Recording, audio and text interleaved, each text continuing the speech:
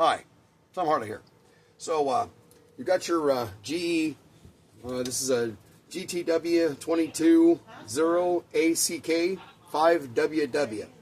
This covers a lot of the GE, these units here. And see, you've got the pause light on. It won't run. It'll run the fill cycle. Excuse the laundry. But it'll run the fill cycle, but won't go past the drain and all that. So it actually won't run the complete cycle. I'm going to show you how to get around that, because the part is about $145 and some change, and personally, you need your clothes cleaned today. So we're going to do this real quick. Let's see if I can get you in here. So in order to get past this, the lid lock will lock. It'll act like it's going to run the cycle, and then it just won't. So what you're going to do is you're going to take your screwdriver. You're just going to reach under here.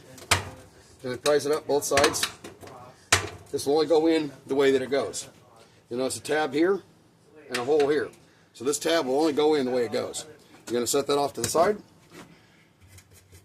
And then you're going to see a little locking tab down here in the corner. You're going to push that down. The whole thing slides over. You're going to pull it down like so. There'll be an electrical connection connected to it. You're going to reach in here and unplug it. And this is your locking assembly. This locking assembly is about $145 and some change. So here's what we're going to do. So this part is not bad. So we're going to take this, gently open it up.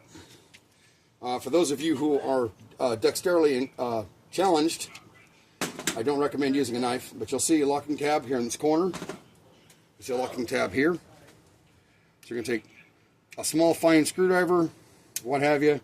Like I said, if you're dexterity challenged, I don't recommend using a knife. So once you get the one side lifted up, you just take it like so.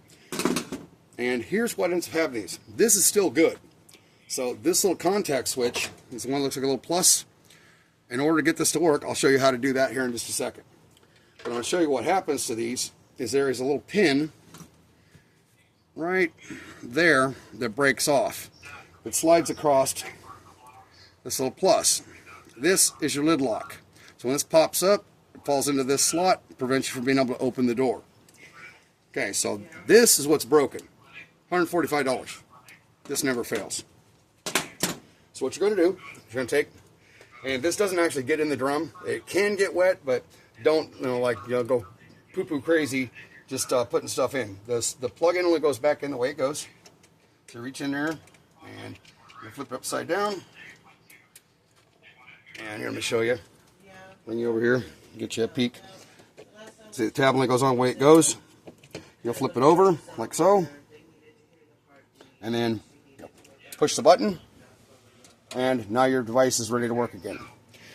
There you go. And I hope that helps you out, saves you some money. You can put this back in if you want. You really don't need to. I recommend putting it in.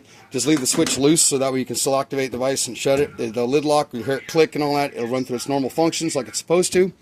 And so here's what we're going to do is we're going to go ahead and just snap this back in here again real quick. I'm doing this one-handed, so bear with me, folks. So it just goes in like so. Slide it back into position with a little locking tab, pops back in. Take your plug, like so, push it down, and you're done. There you go. And it just saved you $145, and now you can use your washing machine. Excuse the dirty laundry. I was in the middle of having to fix this, so I went ahead and did that. All right, so there it is.